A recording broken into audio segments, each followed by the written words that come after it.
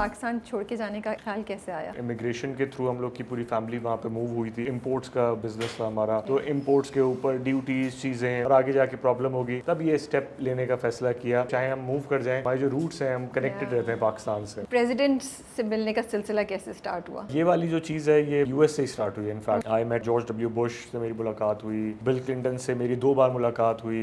Elections एक ऐसा time होता है जिसमें आप ज्यादातर इनसे इंटरेक्ट करते हैं। डोनाल्ड ट्रंप के साथ जब मेरी मुलाकातें हुई हैं, वो इलेक्शन से पहले काफी उनके back to back fund raising events हुआ करते थे। What is Maxim Digital? Maxim is my brainchild, digital form की तरह मैंने उसको स्टार्ट किया था। Right now it's a publication, news coverage भी कर रहा होता है। यूट्यूब चैनल पे जाएंगे तो वहाँ पे पॉडकास्ट भी अपलोड होती हैं। लिविंग ऑन द एज, उसका एक्सपीरियंस कैसा था? जी तो पाकिस्तान भी नहीं आया था। This was one of the biggest brand of ARY as well. वो एक चीज़ ऐसी थी जिससे बहुत ज़्यादा एक रिकग्निशन भी मिली इन अ पॉजिटिव वे। वो पाकिस्तानी जो यूएस जाने का सोच, कोई 1-2 एडवाइस आप उन्हें देना चाहेंगे? लीगल चैनल के थ्रू आए, कोशिश करें एक स्किल सेट यहाँ पे सीख के वहाँ पे आए। स्किल सेट जो है बड़ा रिगार्ड करते हैं उसको। वेस्टर्न वर्ल्ड प्लम्बर हो या चाहे आप एक इलेक्ट्रिशियन हो, जो बिल्कुल ही अनफोकस आया, फ्लाइट ली, उसने वहाँ पहुंचा और उसको उसके किसी जानने वाले ने गैस स्टेशन पे खड़ा कर दिया। तो अब 30 साल बाद भी अगर वही काम कर रहे हैं तो फिर गलती थोड़ी सी आपकी है। Hey guys, अस्सलाम वालेकुम, this is Rabia and you are watching me on fuchsia magazine. आज जो मेरे मेहमान हैं बड़ी इंटरेस्टिंग पर्सनालिटी है, बिजनेसमैन भी हैं, एंटरप्रेन्योर भी कह सकते हैं उनको। वो पॉडकास्ट भी करते हैं और वो डिजिटल स्ट्रैटेजिस्ट भी हैं। अगर आपने लिविंग ऑन द एज देखा हो तो आप उनसे ज़रूर फेमिलियर होंगे, जानते होंगे। मैं इंटरेस्टेड हूँ जानने में कि 4 साल में उन्होंने अपना बिज़नेस कैसे एक्सपैंड किया और पाकिस्तान से वो यूएस मूव करके गए तो उनको क्या मुश्किलात फेस करनी पड़ी। वॉज इट ईजी जर्नी या कुछ बहुत चैलेंजिंग था, और अब पाकिस्तान वापस आके पाकिस्तान के लिए क्या कर रहे हैं? ये सवाल तो मेरा हर किसी से होता ही है, आप लोगों को पता है। So let's meet Uzair Hasan और उनकी जर्नी के बारे में जानते हैं and may be take a few tips from him कि बिज़नेस यंग लोग कैसे आगे लेके चलें, डिजिटल के एरिया में आजकल क्या चेंजेस हो रही हैं और उसको हम क्या चीज़ें जो हमें अपने बिज़नेस या अपने काम के लिए जहन में रखनी चाहिए। अस्सलाम वालेकुम उज़ैर। अस्सलाम वालेकुम, कैसी हैं आप? मैं ठीक ठाक, आप बताएं। मैं ज़बरदस्त। आप बड़े अच्छे लग रहे हैं। कराची की गर्मी में आपको देख के बड़ा कूल फीलिंग आ रही है। Thank you. मैं भी इसी वजह से यहाँ पे आके बड़ा परेशान हुआ। स्टार्टिंग में गर्मी काफ़ी ज़्यादा थी।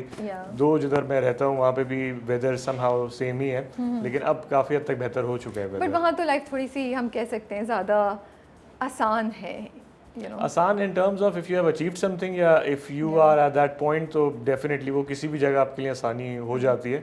हाँ, आपके लिए जो ग्रोथ के चांसेस हैं वो हमने देखा कि वेस्टर्न वर्ल्ड में कंपैरेटिवली ज़्यादा होते हैं then if you are from any of the countries belonging to ये जो सब कॉन्टिनेंट वाला जो रीजन है और ये जो साउथ एशियन पूरी पट्टी जिसे आप कहते हैं। सो आपकी एक बात बड़ी इंटरेस्टिंग है। आपने कहा, मैंने कहा कि ज़िंदगी बड़ी आसान है, और आपने कहा मेरे कमेंट के जवाब में आपने एक लाइन बोली which made me think oh we are so कि कुछ जजमेंटल हैं हम लोग ना, और कुछ प्री कंसेप्शंस हैं। So maybe life is not that easy outside. ये हम लोगों को लगता है कि पाकिस्तान से बाहर गए तो बस भाई बहुत ही फैबुलस किस्म की ज़िंदगी होगी। So is that not true? US में आसान नहीं है? मेरे अपने भी काफ़ी दोस्त हैं जो कि ये वाली चीज़ें हम अक्सर डिस्कस कर रहे होते हैं कि वो लोग बाहर मूव होना चाहते हैं, चाहे वो यूएस हो, यूरोप हो। तो सबसे पहला मेरा उनसे क्वेश्चन यही होता है कि what are you thinking even, कि अगर आप बाहर मूव करना चाह रहे हैं क्या की पॉइंट्स हैं, क्या करना है आके, या गो विद द फ्लो वाली चीज़ अब थोड़ी सी डिफ़िकल्ट है। शायद 10 साल पहले 20 साल पहले बहुत आसान हो गई हो, लेकिन अब जो गो विद द फ्लो वाले लोग हैं वो ऑलरेडी इतने ज़्यादा आ चुके हैं कि अब आपने कुछ प्लान करके आना पड़ेगा, तभी आप कुछ कर सकते हैं। या ऑफ कोर्स आपके पास कोई एक ऐसी स्किल होनी चाहिए। स्किल सेट जो है वो बड़ा रिगार्ड करते हैं उसको वेस्टर्न वर्ल्ड। चाहे आप एक प्लम्बर हो या चाहे आप एक इलेक्ट्रिशियन हो, या उसके साथ साथ आप कोई एक ऐसा यूनिक काम करते हो जो कि हर कोई नहीं कर रहा हो, तो अगर आपके पास वो स्किल सेट है देन आप जो है एक्सेल बड़े आराम से कर सकते हैं। तो क्या चैलेंजेस है जिसको हम कभी सोचते नहीं है यूएस में रहने के, और हमें नहीं एहसास होता कि वहाँ भी काफ़ी मुश्किलात हो सकती हैं? देखिए बीइंग फ्रॉम, आपके चेहरे पे बड़ी ना इंटरेस्टिंग स्माइल आई है, यू नो। अच्छा, being from Pakistani background, audience को ये वाली चीज़ पता होगी कि पाकिस्तान के अंदर we are very privileged in terms of कि आप किसी भी बैकग्राउंड से हों, आपको पता है कि हाउस हेल्प क्या होती है। आपको जब आप बड़े हो रहे होते हैं तो आप देखते हैं कि काफ़ी हद तक आपके साथ लोग हाथ बटाने वाले होते हैं या आपके साथ बैठ के बातें करने वाले लोग मौजूद होते हैं। लेकिन जब आप बाहर कहीं पर भी किसी भी कंट्री में मूव करते हैं तो ये चीज़ें थोड़ी सी आप मिस कर रहे होते हैं। वहाँ पे ये वाली चीज़ें तो आपके साथ चल ही रही होती हैं कि आप स्ट्रगल कर रहे हैं या आप नए सिरे से पूरा आपने जो आपने सर्कल एक छोड़ के आए हैं अपनी कंट्री में, वहाँ पे आके आपको नए सिरे से अपने आप को डेवलप करना है, नया सर्कल के साथ आपने इंगेज करना है, तो एक ये वाली चीज़ अलग चल रही होती है। फिर जो इनिशियल जो हर एक के साथ परेशानियाँ होती हैं, नो हाउस हेल्प नथिंग, कुछ भी नहीं, ये वाली चीज़ मैं इसलिए ज़्यादा उस पर इन डेप्थ बात नहीं करना चाह रहा, क्योंकि ये वाली चीज़ अक्सर मैंने इंटरव्यूज़ में देखी है कि ओवरसीज़ पाकिस्तानी को केटर कर चुका है, और अब लोगों को भी आइडिया है कि चीज़ें आसान लगती हैं लेकिन इनिशियली मुश्किल भी हो जाती हैं, क्योंकि आई थिंक वो माइंडसेट भी नहीं होता ना, फिर जाके खुद सफाई करनी पड़े, कुछ करनी पड़े, तो फिर एक माइंडसेट चेंज भी चाहिए, वो भी आप स्ट्रगल करते हो। बिल्कुल। So you belong from Karachi? मैं कराची से हूँ। तो पाकिस्तान छोड़ के जाने का ख्याल कैसे आया? देखिए, मैं जो हूँ वो इमिग्रेशन के थ्रू हम लोग की पूरी फैमिली वहाँ पे मूव हुई थी, एंड हमें काफ़ी हद तक पता था कि हम शायद मूव कर जाएंगे, एंड जो मेरे डैड हैं वो थोड़ा सा फ्यूचर फोर्स ही करते हैं, उन्होंने कहा कि तुम जो भी चीज़ें कर रहे हो या हम जो भी चीज़ें कर रहे हैं, business is not going to be stagnant throughout your life. Pakistan में कॉन्सेप्ट है कि अगर आपने एक बिज़नेस शुरू किया तो वो जब तक आप बुढ़ापे तक नहीं पहुंचेंगे तब तक वो बिज़नेस चलता रहेगा। अब सिचुएशन डिफरेंट है थ्रू आउट द वर्ल्ड। हो सकता है आप एक बिज़नेस आज कर रहे हो, इसके 6 महीने बाद हो सकता है आप वो बिज़नेस सेल करके किसी दूसरी चीज़ में आ गए हो, या कोई बिल्कुल ही डिफरेंट काम कर रहे हो जो आप अभी कर रहे हैं। तो इस सिलसिले में उन्होंने देखा कि सिचुएशन कुछ ऐसी है, इंपोर्ट्स का बिज़नेस था हमारा, तो इंपोर्ट्स के ऊपर ड्यूटीज़ चीज़ें ये काफ़ी ज़्यादा इफ़ेक्ट करेंगी और आगे जाके प्रॉब्लम होगी, तब ये स्टेप लेने का फ़ैसला किया, and somehow turns out to be beneficial as well. लेकिन हम ये देखते हैं कि चाहे हम मूव कर जाएँ, हमारे जो रूट्स हैं हम कनेक्टेड रहते हैं पाकिस्तान से। तो आपको उस वक्त, आप तो यंग होंगे, काफ़ी छोटे होंगे, या तो आपको वो नहीं हो रहा था, वो मैं छोड़ के जा रहा हूँ, मेरा सर्कल ऑफ फ्रेंड्स, मेरा ये सब कुछ, एक कंसर्न होता है जब आप इतने यंग एज पे मूव करो? Did you have that concern? देखिए, my life was very good over here, in fact अल्हम्दुलिल्लाह life is good in US as well. लेकिन while I was growing up, OA levels का time, I was one of the star boys of my university, school, college. तो वो वाली जो एक चीज़ होती है, you are surrounded by friends, you are going out for food, हमारे लिए ज़्यादातर यही वाली चीज़ें ही आउटिंग होती थी, अभी तक यही है। और पाकिस्तान में it's all about eating food, eating out, या तो घर में खा लें या बाहर खा लें, खाना ही खाना है आपने ना। तो ये वाली जो चीज़ थी, इसको काफ़ी मिस किया। फिर आहिस्ता आहिस्ता देखा हमने कि जो दोस्त आपके साथ बहुत क्लोज थे, वो भी साथ साथ आपकी ही एज ग्रुप के थे, तो वो भी बड़े हो रहे थे, उनके ऊपर भी रिस्पॉन्सिबिलिटीज़ उतनी ही बढ़ रही थी जितनी आपके ऊपर बढ़ रही थी। सो कुछ वो मूव कर रहे थे, कुछ उनके ऊपर रिस्पॉन्सिबिलिटीज़ आ रही थी, कुछ जॉब्स के सीख कर रहे थे, कुछ बिज़नेस में अपना टाइम बांट रहे थे। तो वो जो एक बॉन्ड था 10 दोस्तों का, 8 दोस्तों का, तो वो 15 से 10, 10 से 5, 5 से 2 हो गए। और अब ये है कि आप जो है वो सोशल मीडिया पे उनके स्टेटसेस देख रहे होते हैं, एंड वो मेमोरी पॉपअप होती है कि 10 साल पहले शायद मैं इसके लिए लड़ा था स्कूल के अंदर, या 11 साल पहले मैं शायद किसी ऐसे एक हमने कोई पैक्ट साइन किया था कि भाई हम बिल्कुल ही छोड़ेंगे नहीं, कहीं कोई किधर भी होगा, हमने कम्युनिकेशन मेंटेन रखनी है। फेसबुक फ्रेंड्स और इंस्टाग्राम फ्रेंड्स। आई थिंक ये एक रियलिटी है हम सबकी ज़िंदगियों की ना। तो फिर वहाँ चले गए, तो वहाँ क्या स्टार्ट किया? वहाँ पढ़ा आपने, यूएस में पढ़ा? जी, मैंने वहाँ पे जो है अपना डिजिटल से रिलेटेड 1-2 कोर्सेज थे, कुछ डिग्री प्रोग्राम्स थे, उनको मैंने करने के लिए अटेम्प्ट किया।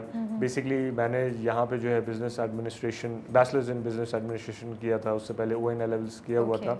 लेकिन उस वक्त ही मुझे आइडिया हो गया था कि ये जो मैं कर रहा हूँ ये काफ़ी लोग कर रहे हैं, so I need to be a little different in terms of, अक्सर हम देख रहे होते हैं कि सेम जो प्रोफेशन है या सेम जो एजुकेशन का लेवल है, आपसे काफ़ी स्मार्ट लोग होते हैं, लेकिन वो जज नहीं कर पाते कि उनको अपने साथ एक एडेड स्किल ज़रूर चाहिए आजकल के दुनिया में सर्वाइव करने के लिए, चाहे आप कहीं पर भी हों, whichever background you belong to, चाहे आप ऑयल टाइकून हो या रियल इस्टेट डेवलपर हो, कुछ भी हो, आपको इस तरह की चीज़ लाजमी चाहिए अपने सर्वाइवल के लिए।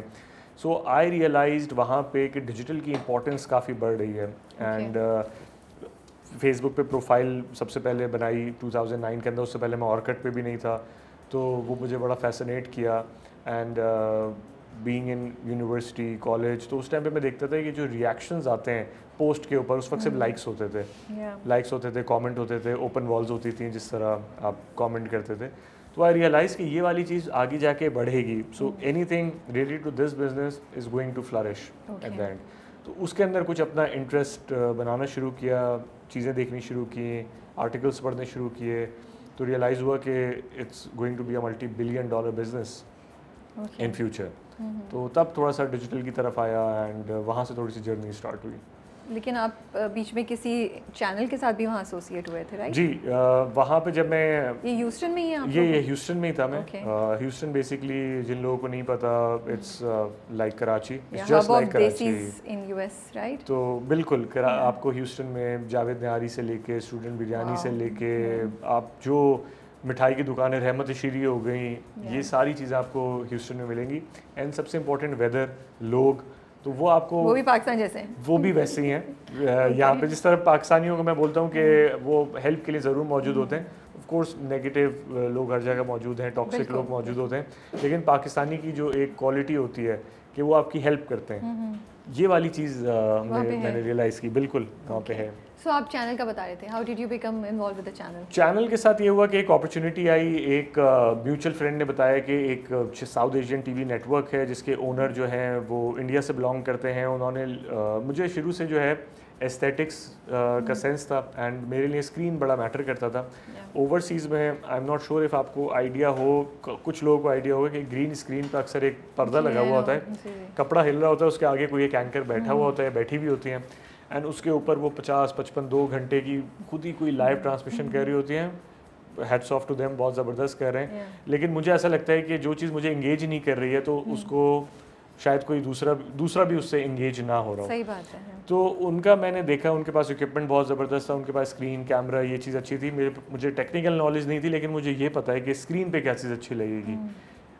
मैं बहुत छोटी चीज़ें नोटिस करता था किसी चैनल की कि नेम बैंड्स क्या आ रहे हैं। जब कोई ट्रांजिशन आ रही है गेस्ट से होस्ट की तरफ जाते हुए, तो वो ट्रांजिशन कैसी है, वो बिल्कुल कोई 90s की शादी की वीडियो वाली ट्रांजिशन तो नहीं है। तो या कोई बहुत ही MS पेंट टाइप की ट्रांजिशन तो नहीं है। तो उनका मैंने देखा कंपैरेटिवली बेटर था। तो वहाँ पे मैंने ज्वाइन किया। वहाँ पे मैंने कोई 2 साल 2.5 साल जो हैं वहाँ पे मैंने मॉर्निंग शो एक होस्ट किया। एंड उसके अंदर जो मॉर्निंग शो था, सारी रिस्पॉन्सिबिलिटी US में ज़्यादातर आपके ऊपर होती है, या वेस्टर्न जिस तरह मोबो जर्नलिज्म है कि एक रिपोर्टर होता है, वो खुद ही रिकॉर्ड करता है अपनी रिपोर्टिंग। तो आप खुद करते थे रिकॉर्ड? रिकॉर्ड खुद नहीं करता था, गेस्ट लाइनअप से लेके कोऑर्डिनेशन, रिसर्च एवरीथिंग, सब चीज़ें। या डिज़ाइन आप करते थे? डिज़ाइन पूरी चीज़ मेरी थी कि अगर 1 घंटा है तो 1 घंटा मैं सिर्फ बोलना नहीं, मुझे बोलते नहीं रहना है, मुझे उसके अंदर गेस्ट को भी इनवाइट करना है। बहुत बड़ी वहाँ पे सेलिब्रिटी थे, फिर लोगों से लड़ाइयाँ भी होती थी क्योंकि everybody wants to be on that show, and sometimes आपके कुछ प्री रिक्विजिट्स होते हैं कि you can not have everyone on a show. कुछ बड़े मज़े के आपके साथ भी हुआ होगा कि आपने पूरी आप बैठी कि जी आप अपनी जर्नी के बारे में बताएं ये करके, और फिर आपने जैसे ही गिलास उठाया तो बस ये हो गया। तो आप बोले नहीं आप कंटिन्यू करें। तो इस तरह की मल्टीपल सिचुएशंस हुई एंड वो मेरे लिए एक लर्निंग पॉइंट था। तो वो काफ़ी अर्सा चला एंड उसी के बीच में जब मैं अपने प्रोग्राम्स को एडिट भी खुद करवा रहा होता था, एडिटर के साथ बैठ के, मतलब मुझसे आज भी जो है मेरी जो टीम के एडिटर्स हैं वो कोशिश कर रहे होते हैं कि वो किसी और मेरे टीम मेंबर से बात करें, क्योंकि जब मैं इन्वॉल्व होता हूँ ना तो मैं बहुत ही पिक्यूलियर डिटेल्स नोटिस करता हूँ। Centre align, side align, right left align मेरे लिए बहुत मैटर करता है। तो एक ही तस्वीर की अगर एडिट चल रही हो तो उसमें मैं 2 दिन भी लगा सकता हूँ, वो चीज़ चेंज होती रहेगी। वीडियो के अंदर मुझे एक शॉट समझ में नहीं आया तो भले उसकी डेडलाइन मैं एक्सटेंड करवा लूँगा, लेकिन चीज़ मैं ख़राब नहीं जाने दूंगा। राइट नाउ भी हमारा एक मैक्सिम TV के नाम से प्लेटफॉर्म भी है यूट्यूब के ऊपर, तो वहाँ पे भी हम चीज़ें इस तरह पोस्ट कर रहे होते हैं।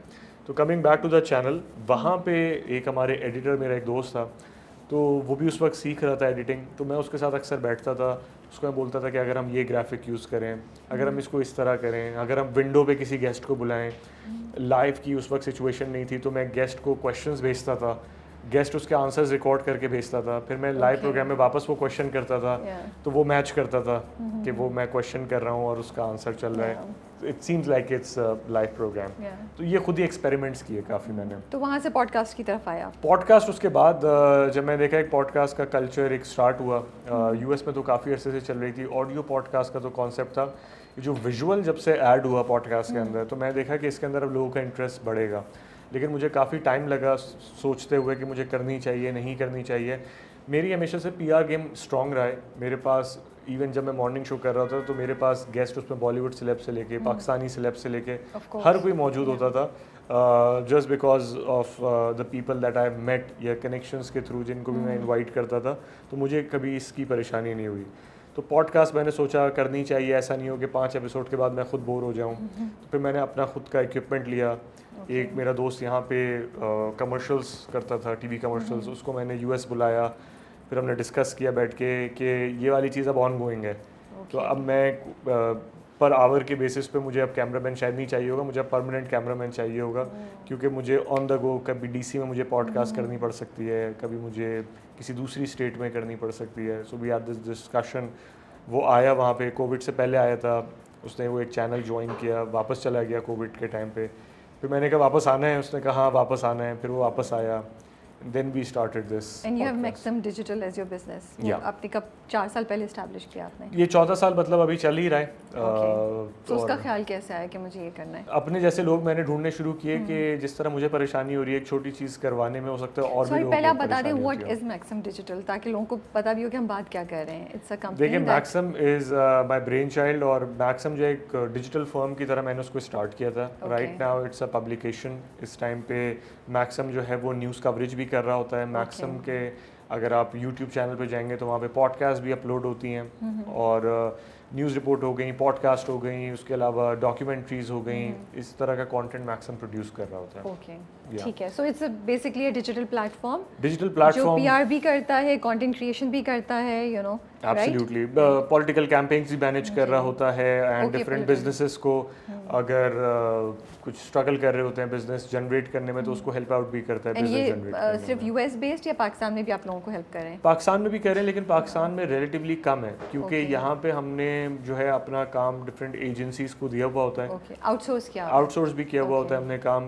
क्योंकि डायरेक्ट हम चाहते हैं कि उनका जो कॉरेस्पॉन्डेंस हो वो यहाँ की टीम के साथ रहे, तो यहाँ की टीम उसको डायरेक्ट देख रही होती है, और डायरेक्टली वो Maxim के अंडर नहीं आ रहे होते हैं। कुछ ऐसे ब्रांड्स भी हैं, कुछ ब्रांड्स ऐसे हैं कि उसके साथ हम Maxim को एसोसिएट करते हैं, कुछ जो हमारे दूसरे ब्रांड्स हैं वो बाकी ब्रांड्स को देख रहे होते हैं। सो अगर यूएस बेस्ड कोई बिजनेस है या कोई कैंपेन या कोई भी देख रहा है पीआर या कुछ इस तरह, तो वो आप लोगों से कांटेक्ट कर सकते हैं? बिल्कुल, हमारे पास काफ़ी इस टाइम पे ऑलरेडी काफ़ी क्लाइंट्स ऑन बोर्ड हैं, जिसमें कुछ जो है इमेज बिल्डिंग के ऊपर कुछ लोगों की काम हो रहा होता है, कुछ लोग फ्यूचर पॉलिटिशियंस हैं, तो उनका थ्रू आउट उनका जो स्ट्रक्चर है, उनका जो डिमीनियर है, वो पूरा इस्टेब्लिश करना राइट फ्रॉम द स्क्रैच के। अब अगर किसी ने 2 साल बाद अगर पॉलिटिशियन बनना है, तो अभी से उसको क्या चीज़ें करनी चाहिए, एंड किन वेंचर्स में उसने पार्ट लेना चाहिए, आई डिसाइड, एंड हमारी जो टीम है वो मैनेज कर रही होती है इसको। इंटरेस्टिंग काम होता होगा पूरा डिस्कशन करना, then come up with ideas, और फिर आइडियाज सक्सेसफुल भी हो जाएं तो आई थिंक बहुत अच्छी फीलिंग आती होगी, है ना? ये भी है। अच्छा, सबसे इंपॉर्टेंट चीज़ ये है कि लोगों को आइडिया नहीं होता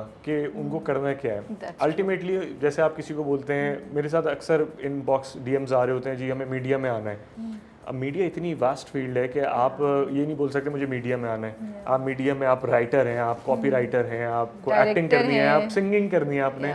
तो इससे मुझे एक सबसे पहली एक चीज़ रियलाइज़ हुई कि उनको बेसिकली रिकग्नाइज होना है, उनको रिकग्निशन चाहिए, उनको मशहूर होना है, फेम चाहिए।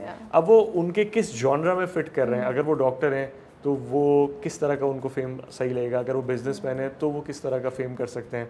हर बिजनेसमैन ज़रूरी नहीं है गाना गा के हिट हो, या हर जो है बंदा जो है स्पोर्ट्समैन बन के फिट हो सकता है। वो अपनी फील्ड के अंदर रहते हुए भी बहुत बड़े काम कर सकता है। तो अब तक जो आपका जर्नी है, कोई मुश्किल, कोई challenge, what was, how has it been like? Challenge हमेशा से ये रहा है कि it's difficult to convince initially, क्योंकि हमारे ज़्यादातर जो क्लाइंट्स हैं वो हमारे पास मूव हुए हैं from having an international agency then moving towards us.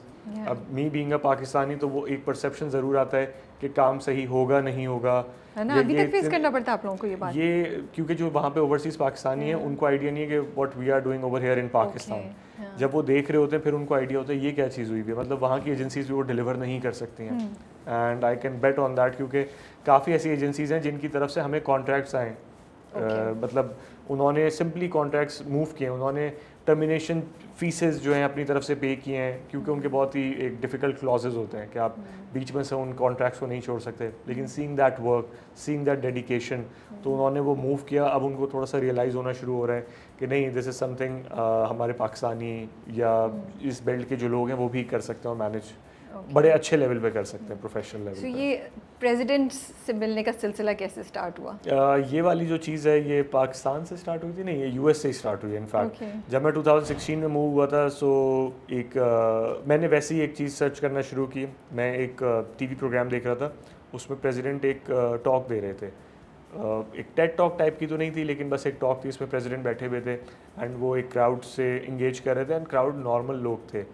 Normal लोग एज इन के उसमें कुछ स्टूडेंट्स भी थे, उसमें कुछ एंटरप्रेन्योर्स भी थे, क्योंकि मैंने हमेशा से एक परसेप्शन था कि प्रेसिडेंट हमेशा सिर्फ टॉप टियर एंटरप्रेन्योर्स या बिजनेस कम्युनिटी से बात कर रहे होते हैं।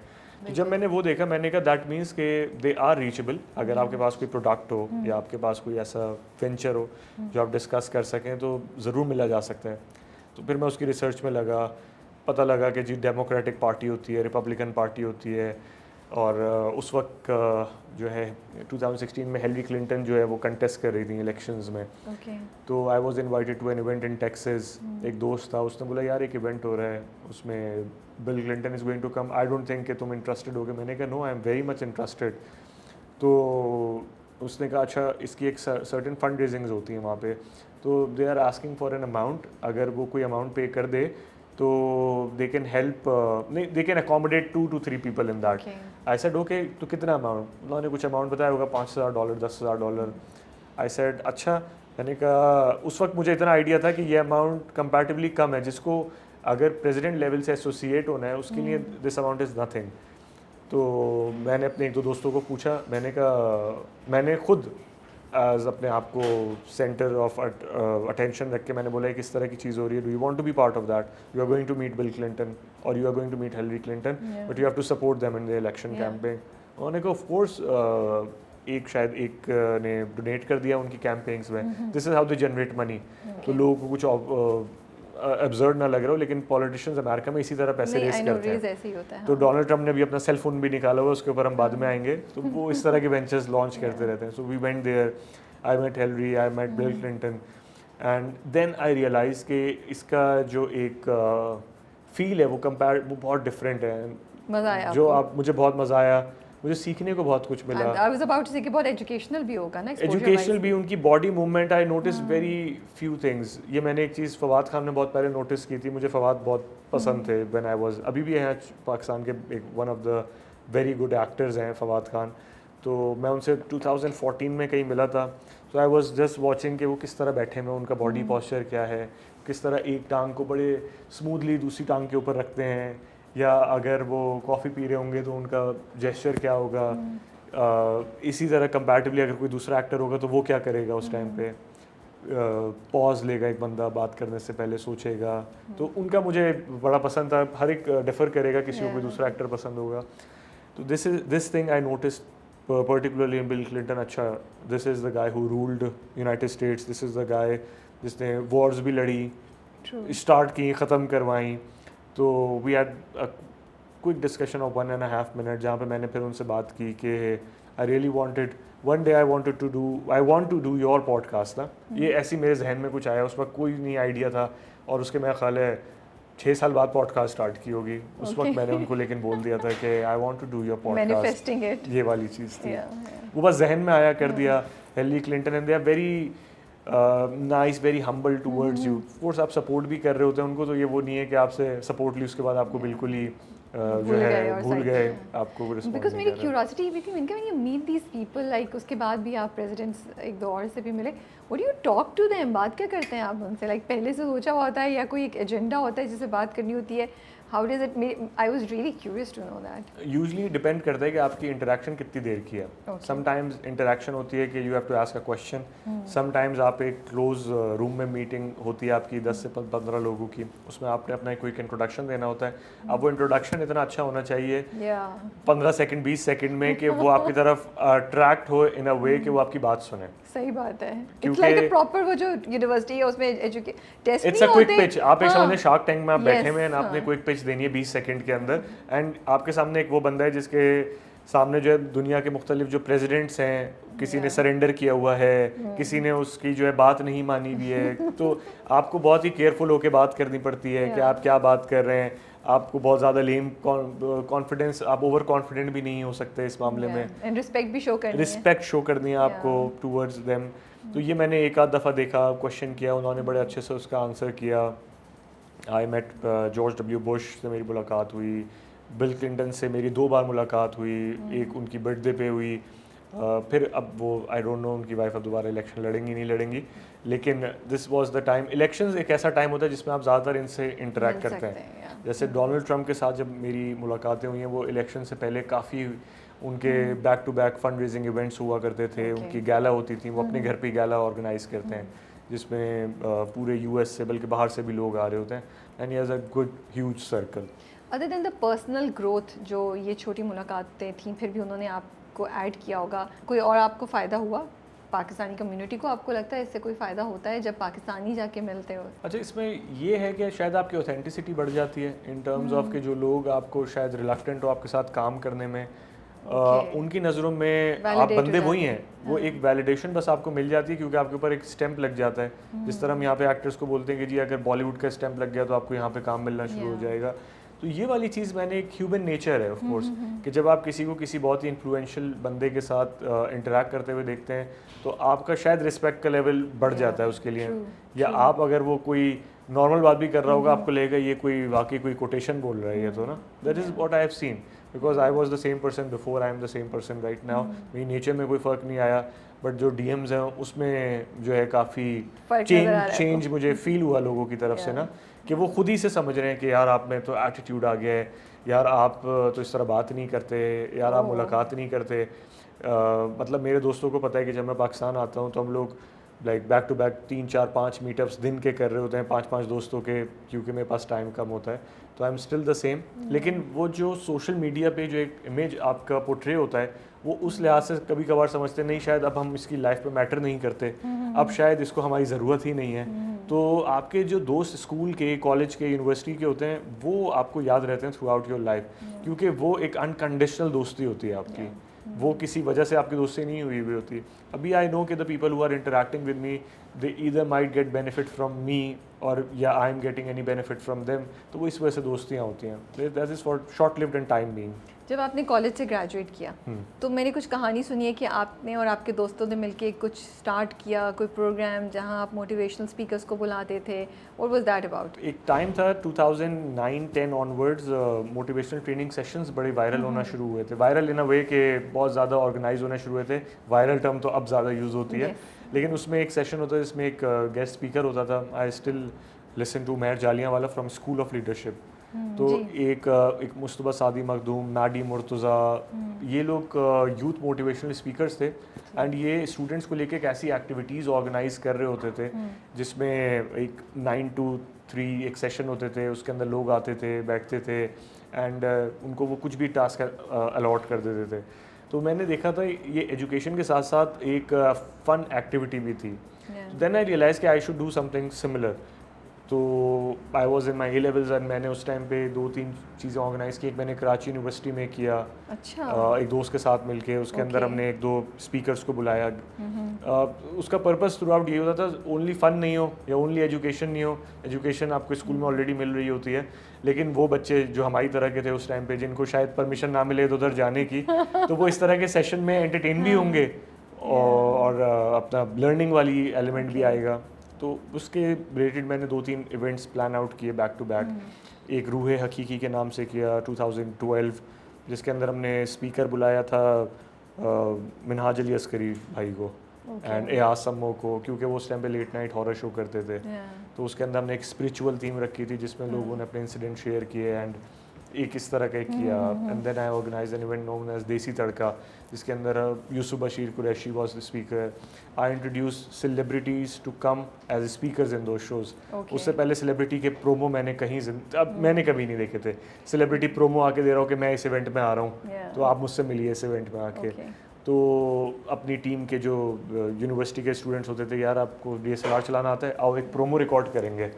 तो उनके लिए भी एक्साइटमेंट होती थी और सेलिब्रिटी के लिए भी होता था, अच्छा तो हम एक स्कूल के इवेंट में आ रहे हैं तो उसके लिए हम प्रोमो रिकॉर्ड करेंगे। हाँ, क्योंकि वो हम अपने फेसबुक पे डालेंगे, देन हम लोग आएंगे वहाँ पे। तो ये सब छोड़ के जाना आसान था? बहुत बड़ी मुश्किल मजे था। की चीज़ें हैं, आप रिकग्नाइज भी हो रहे थे, पर उसके बाद आपने लिविंग ऑन द एज भी किया। लिविंग ऑन द एज भी किया, उससे भी आपकी काफ़ी आपका चेहरा जाना गया था। तो that's what I am wondering कि यू वर डूइंग वेल, ऐसा नहीं था कि कोई बहुत आप मुश्किल में हो, राइट? हम तो फिर गए- छोड़ के जाना आसान था? गए, वापस आए दोबारा, क्योंकि हम लोग ये होता था कि एक मंथ के लिए जाते थे और 20-25 डेज में वापस आते थे, क्योंकि हमने रोना धोना मचा देना होता था घर वालों के आगे, नहीं वापस चलना है। मिस कर रहे होंगे ना पाकिस्तान को? यूएस में जाके लोग बड़ा वो फील करते हैं, आप यूएस से जाके बोलते थे पाकिस्तान वापस जाना है, क्योंकि यहाँ पे वहाँ पे हमने देखा है कि ज़्यादातर जो लोग मूव किए हैं वो अपने बहुत ही स्ट्रगलिंग फेज़ में यहाँ से मूव किया है। या तो उनकी जॉब्स उस वक्त चली गई थी, या वो उन्होंने बहुत पहले से सोचा हुआ था कि हमने करना ही वहीं जाके है एक चीज़ ना। अब हमारा माइंड सेट जो है ना वो डेवलप नहीं हो पा रहा था कि हमने जाना है, तो बहुत मुश्किल था। इनिशियल जो 6 मंथ्स 1 साल था वो बड़ा डिफ़िकल्ट था। देन आई रियलाइज, मीटिंग्स हुई कुछ दोस्तों के साथ, उन्होंने कहा यार ये जो तुम चीज़ें यहाँ पे भी कर रहे थे, if you are going to have money, if you are going to have that fame, this is not difficult for you, you can even do that after a while. तो वो एक छोटा सा ब्रेक आया 2 साल का, 2.5 साल का, जिसके अंदर हमने रियलाइज़ किया व्हाट एक्चुअली लाइफ इज़। तो फिर लिविंग ऑन द एज पे कैसे आया और उसका एक्सपीरियंस कैसा था? वकार ज़का अभी भी मेरे बड़े अच्छे दोस्त हैं, तो there was this motivational training event जिसमें हमने कहा कि वकार ज़का को हम एक ट्रेनिंग सेशन के लिए बुलाएंगे, क्योंकि वकार जो है बड़ा एक अंडरटेकर टाइप, एक रेसलर, एक उसकी दहशत थी वकार की उस टाइम पे ना, बैक इन दोज डेज़, कि ये बदतमीज़ है, रूड है, ये किसी से इंटरेक्ट नहीं करता।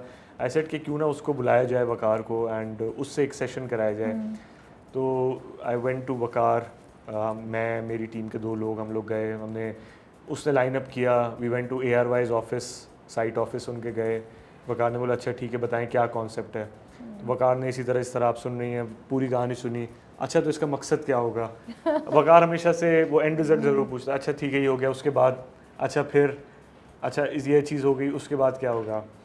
मैंने कहा ये चीज़ होगी, तो उसने रियलाइज़ किया कि okay this guy wants to be known, but इसके पास एक विजन भी है, इसको पता ही कर क्या रहा है, हवा में तीर नहीं चला रहा है। तो वकार ने बोला why don't you do this show, living on the edge होने लगा है। तो आई वाज लाइक यार वहाँ पे जो है ना वो गालियाँ शालियाँ देते हैं लोग, ये देते हैं, तो मेरी इस तरह की पर्सनालिटी नहीं है और लोग अच्छा नहीं लगेगा इस तरह करते हुए। उसने कहा वहाँ पे जो लोग आते हैं वो अपनी ट्रू पर्सनालिटी रिवील करते हैं, तो अगर तुम्हारी पर्सनालिटी ऐसी नहीं है तो वो चीज़ रिवील ही नहीं होगी उसके अंदर। सिंपल, वेरी सिंपल कह रहे हैं, क्योंकि हम तो किसी को प्रोवोक नहीं करते कि भाई गालियाँ दो या इस तरह की सिचुएशन में करो, इट्स हाउ यू, आपकी अपब्रिंगिंग कैसे हुई है या आप हैं किस तरह के। तो मैंने कहा अच्छा, देन घर वालों को कन्विंस किया कि 8 दिन 6 दिन पहले तो ऑडिशन हुआ, तो उसमें ही वकार से मैंने पूछा, मैंने कहा अच्छा ऑडिशन होता है उसमें लोग वियर्ड हरकतें कर रहे होते हैं, कह रहे तो खुद सोच के आओ, मेरे ऊपर छोड़ोगे तो मैं तो कोई ऐसा उल्टा काम करवाऊंगा तो तुम्हें आइडिया ही नहीं होगा। तो फिर टिप दे दी उन्होंने ना। फिर मैं गूगल पे गया, 1-2 दोस्तों से डिस्कस किया कि the most safest way that looks good on screen, एक इस तरह का कोई वीडियो टाइप देख के वो किया, वकार ने क्वालिफाई कर लिया, एंड वो कोई 8 दिन का शो था, एंड टास्क सारे किए उसके अंदर, जिसकी वजह से उस वक्त हाँ जी तो पाकिस्तान भी नहीं आया था। So this was one of the biggest brand of ARY as well, जो लिविंग ऑन द एज था। और रमज़ानों में ये इतना चल रहा होता था कि वो सीज़न ख़त्म भी हो गया था, और रमज़ानों के टाइम पे हमारी जो फ्रेंड रिक्वेस्ट थी और इंस्टाग्राम थे उसके ऊपर फॉलोअर्स तेज़ी से बढ़ते थे सहरी के टाइम पे। ओके, इवन मतलब 2-3 साल बाद उस शो के ना, तो वो एक चीज़ ऐसी थी जिससे बहुत ज़्यादा एक रिकग्निशन भी मिली इन अ पॉजिटिव वे।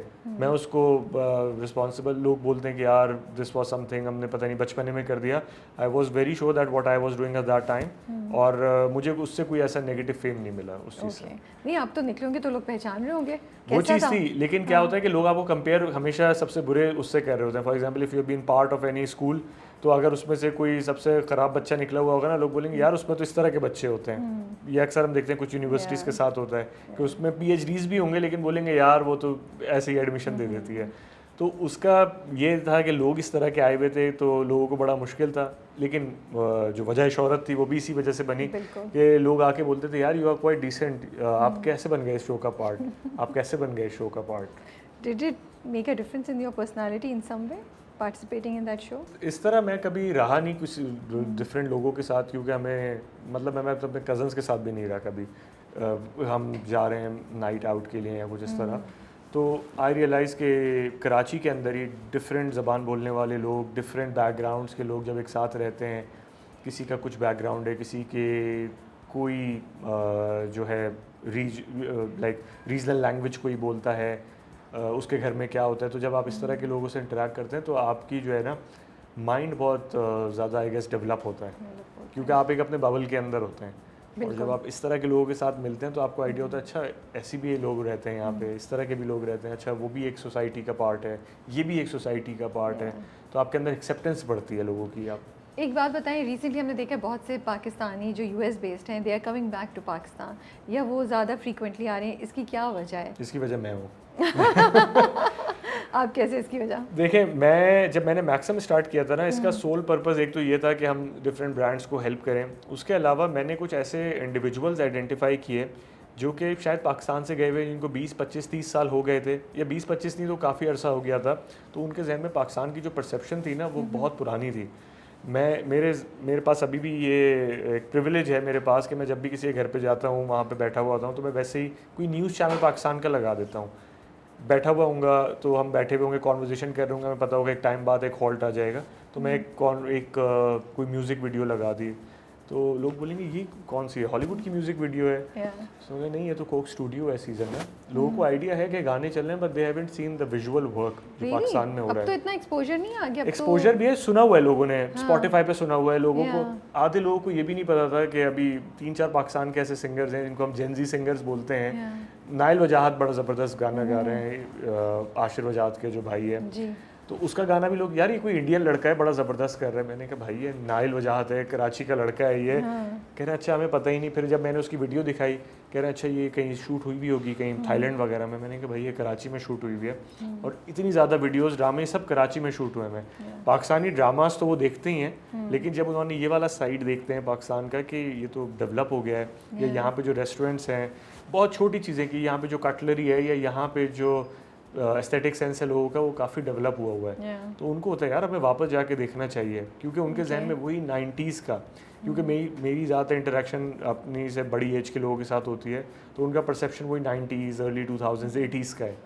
तो जब वो एक बार आते हैं, जब वो देखते हैं कि डॉलर की वैल्यू पाउंड्स की वैल्यू कन्वर्ट करके आपको जो प्रिविलेजेस हासिल होते हैं, आपके जो पर्क्स आप इंजॉय करते हैं, that is nothing compare to what you have earned in your life. और वहाँ पे आप सब करके भी जो है खुद कर रहे होते हैं काम। तो वो अब ये हो गया है कि वो सोचते हैं कि यार साल में 1-2 दफ़ा हमें आना है पाकिस्तान। फिर जब वो आ रहे होते हैं वो देखते हैं अच्छा रियल इस्टेट इतना अच्छा बन रहा है, हमें रिटर्न्स अच्छे हैं, तो वो इन्वेस्ट करते हैं। पाकिस्तानी बैंक्स जो हैं वो आपके, अगर आप पैसे रखवाते हैं पाकिस्तानी बैंक्स पे, तो वो इंटरेस्ट या जो भी इस तरह के अमाउंट्स होते हैं, रिटर्न्स काफ़ी अच्छे दे रहे होते हैं आपको। तो ये वाली चीज़ काफ़ी आई गेस अपील कर रही है आज। So are you moving this Pakistanis के वो जाके पाकिस्तान में कहीं इन्वेस्ट करें, पाकिस्तान के लिए कुछ करें? सो व्हाट आर 2-3 प्रोजेक्ट्स जिस पे आप लोग काम करें, या आपके अपने प्रोजेक्ट? तो मैंने एच के नाम से सुना था या क्या? एक एच यूनिवर्सिटी भी थी। एच यूनिवर्सिटी बेसिकली हमारे दोस्त हैं साद आशमानी, उन्होंने स्टार्ट की है, and I am 25% part of that project as well, जिसमें जो स्किल्स थी वो लोगों को सिखाई गई थी।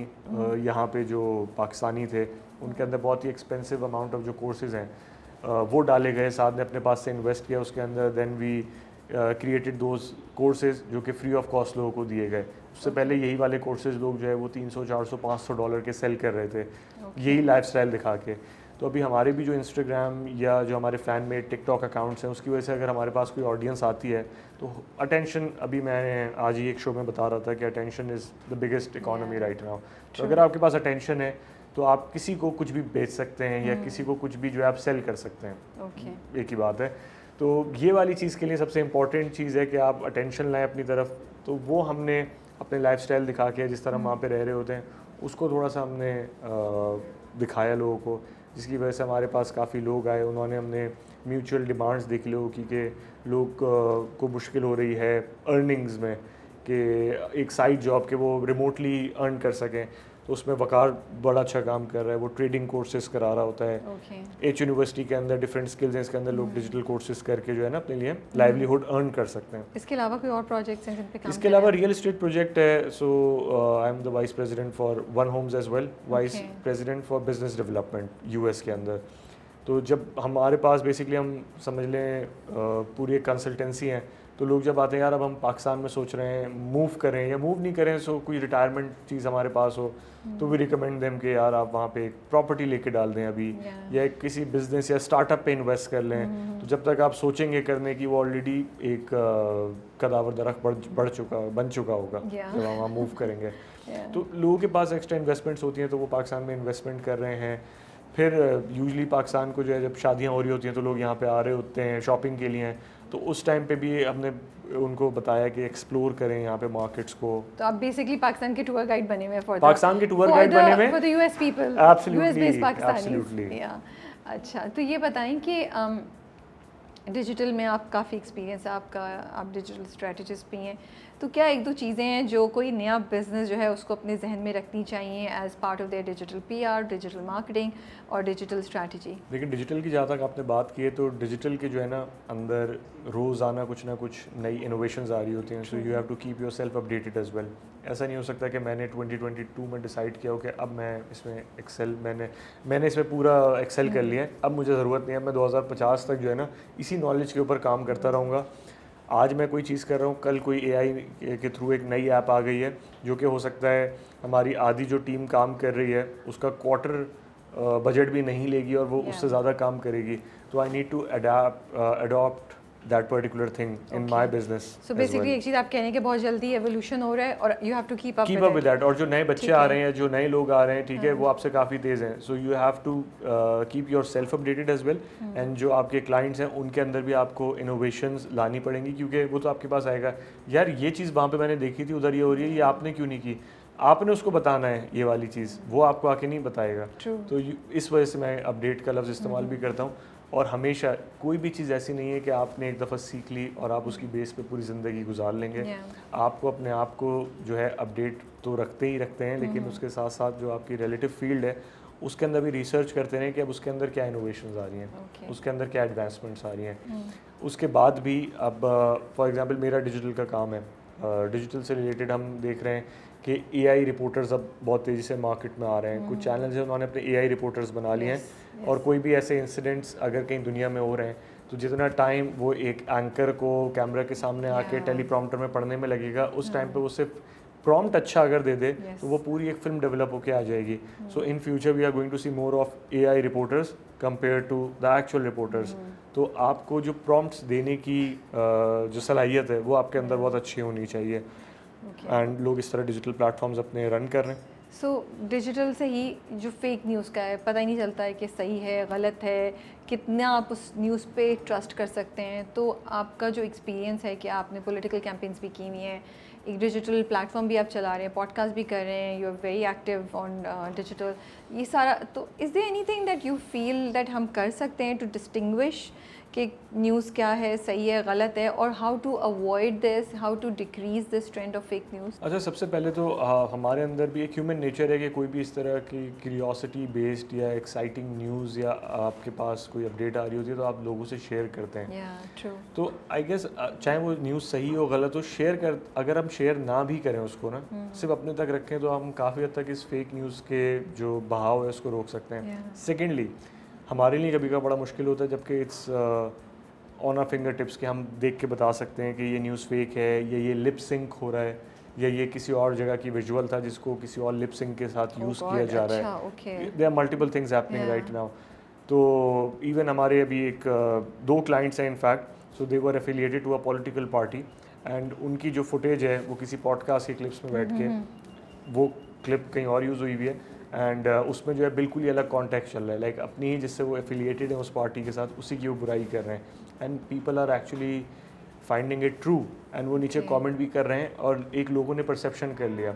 इसका ज़्यादा डैमेज जो होता है वो मैं इसको इस तरह कहूँगा कि आप जब भी कोई इस तरह की चीज़ फॉरवर्ड करते हैं उसका डैमेज उस वक्त हो चुका है। जब तक आप उसकी ऑथेंटिसिटी चेक करेंगे, आप देखेंगे कि वो सही है गलत है, हो सकता है कोई आगे ब्लास्फेमस मटेरियल की वजह से कोई कत्ल हो चुका हो, कोई ज़ख्मी हो चुका हो, या किसी के ऊपर ऑलरेडी एक ऐसा परसेप्शन क्रिएट हो गया हो कि ये बंदा सही नहीं है।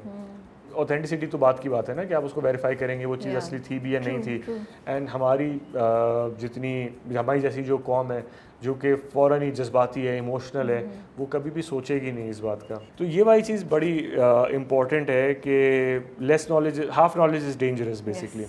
तो आप जब तक आपको पूरी ऑथेंटिसिटी ना हो किसी भी चीज़ की, किसी भी खबर की, उसको आगे ना करें। रिसेंटली डेली मेल, इतना बड़ा न्यूज़ प्लेटफॉर्म, उसने खबर चला दी थी कि पाकिस्तान बोल रहा है कि वो ईरान के लिए इसराइल के ऊपर अपने न्यूक्स जो है वो यूज़ करेगा, जो कि एक सोशल मीडिया पे कहीं से वायरल हुई थी और डेली मेल ने उसको उठा लिया। जस्ट इमेजिन कि इतने बड़े प्लेटफॉर्म्स को भी कन्फ्यूजन हुई एक ख़बर की तस्दीक करने के लिए। तो आपको अपने साथ अपडेट करना पड़ेगा। एक्स के ऊपर मैं बात कर रहा हूँ, एक्स के ऊपर एक ऑलरेडी एक ग्रॉक, एक एआई जनरेटेड सॉफ्टवेयर है जिसके ऊपर आप कोई भी अगर आप ट्वीट देख रहे हैं उसके नीचे आप ग्रॉक को टैग कर दें और आप उसमें आप मेंशन कर सकते हैं इज इट ट्रू और नॉट या what are the facts behind this thing, तो वो आपको फ़ौरन ही उसके नीचे अपडेट कर देगा। अरे वाह जी, ये एक्स पे उन्होंने चीज़ की है क्योंकि सबसे ज़्यादा जो फेक न्यूज़ है वो ट्विटर ये एक्स के थ्रू फैल रहे होते हैं। वो पाकिस्तानी जो पाकिस्तान छोड़ के यूएस जाने का सोच रहे हैं, कोई एक दो एडवाइस आप उन्हें देना चाहेंगे, कोई एक चीज़ जो उनको जहन में रखनी चाहिए? सबसे पहले तो लीगल चैनल के थ्रू आएँ, कोशिश करें कि लीगल चैनल के थ्रू आए, लोग आपको मशवरे देंगे। यूरोप में ज़्यादा होता है, यूएस में तो नहीं होता फंकी के थ्रू जाने की, तो उसको अवॉइड करें उन चीज़ों को। आपके उसमें पैसों का भी नुकसान है, उसमें आपके जान का भी नुकसान है, उसमें आपकी फैमिली को भी जो है आपको तो तकलीफ़ होगी, फैमिली को ज़्यादा तकलीफ़ होगी। यूएस के हवाले से एक चीज़ और ये भी है कि जब आप वहाँ पे आ रहे हैं तो कोशिश करें एक स्किल सेट यहाँ पे सीख के वहाँ पे आएँ। तो आई डोंट थिंक सो कि आपको कोई परेशानी होगी। वो बहुत ही एक छोटी स्किल हो सकती है, जैसे मैं अपनी स्किल को बहुत छोटा मानता हूँ। डिजिटल की एक स्किल है, उसके अंदर मैं अगर अपडेट करता रहूँगा तो मैं रिमोटली भी काम कर सकता हूँ। मैं आज आपके साथ बैठ के बात कर रहा हूँ, पीछे मैं काम कर रहा हूँ, मुझे ज़रूरी नहीं है कि मैं डेस्कटॉप पे ही बैठा हुआ हूँ। तो इसी तरह के अगर कोई यूएस से आ रहा है, अगर उसके पास वो स्किल है, मैंने आपको बताया बेसिक चीज़ों की, तो वो एक्सेल कर सकता है। वरना आप इसी तरह जाएंगे और वहाँ पे यूएस में जाके गैस स्टेशन ढूंढ रहे होंगे तो आप में और 1984 में आए हुए उस बंदे में कोई फ़र्क नहीं होगा कि जो बिल्कुल ही अनफोकस्ड आया, एक फ़्लाइट ली, उसने वहाँ पहुँचा और उसको उसके किसी जानने वाले ने गैस स्टेशन पे खड़ा कर दिया। तो अब 30 साल बाद भी अगर वही काम कर रहे हैं तो फिर गलती थोड़ी सी आपकी भी है। पाकिस्तान में क्या आपका अभी आजकल क्या चल रहा है? What's your activity here? आजकल लास्ट 2 ट्रिप से मैं सोच के आ रहा हूँ कि मुझे यहाँ पे पॉडकास्ट प्लान आउट करनी है, लेकिन तो कब देख रहे हैं हम आपको? मैं अभी हमने रिसेंट अमेरिकन एम्बेसडर की पॉडकास्ट की थी क्योंकि उनका बड़ा इंपॉर्टेंट रोल रहा था। ये जो मीडिएशन हुई थी इंडिया पाकिस्तान के बीच में, तो वो बेचारे पूरी रात जागे थे उस रात को। आई गेस 8th या 9th में थी, हम भी जाग रहे थे यूएस में रह के। 3 चैनल्स एक साथ देख रहे होते थे, Indian, Pakistani and American news channel, to verify a single news. तो उनके हमने पॉडकास्ट की, लोगों को बड़ी पसंद आई। यूएस में हमने एक और कांग्रेसमैन के साथ अभी हमारी पॉडकास्ट फिल्म हुई है, वो अभी हम शो करेंगे। पाकिस्तान में कुछ चीज़ें लाइंड अप हैं, कुछ बड़ी पॉडकास्ट लाइंड अप हैं, तो इस वजह से अभी यहाँ पे आना हुआ है। And then we have this KPK awards जो कि गवर्नर KPK फैसल करीम कुंडी साहब एक ऑर्गेनाइज कर रहे हैं। तो उसके साथ मैक्सम जो है वो कोलैबोरेट कर रहे हैं and they are going to present awards to influencers and journalist जिन्होंने एक पॉजिटिव रोल प्ले किया था ड्यूरिंग दिस वॉर टाइम। उनको अप्रिशिएट करने के लिए गवर्नर हाउस KPK जो है ये इनिशिएटिव लिया है अभी, तो उसके लिए मैं अभी मेनली आया हुआ हूँ। चलें, दैट्स गुड। आपसे मिलकर बहुत अच्छा लगा Uzair. Thank you Rabia. Thank you so much for your time. I know आपका बिजी स्केड्यूल, आप लैंड किए फिर कहीं और जा रहे होंगे और आपकी पॉडकास्ट का भी काम चल रहा है। But best of luck for your podcast. I think ये आजकल डिजिटल में जो इतनी ग्रोथ हो रही है माशाल्लाह से, और हम इतना टैलेंट देख रहे हैं, इतनी डिफरेंट हमें वैरायटी चीज़ों की मिल रही है, वो बड़ा अच्छा है। तो अच्छा, देखते हैं आप भी इसका हिस्सा बनते हैं कि आप क्या लेकर आते हैं हमारे लिए। बिल्कुल, क्वालिटी कंटेंट होगा तो ऑफ कोर्स वो चलेगा, हो सकता है उसके ऊपर व्यूज़ कम आएंगे, लेकिन वो लॉन्ग लास्टिंग कंटेंट होगा। आप रिग्रेट नहीं करेंगे 10 साल बाद ये मैंने क्या किया। बिल्कुल, और आई थिंक मेहनत always pays off, hard work pays off, so you don't have to worry about anything. बिल्कुल सही कह रही हैं। चलें, आप अपना बहुत ख्याल रखिएगा। Thank you. We look forward to seeing you very soon again somewhere. Thank you. Take care and Allah Hafiz.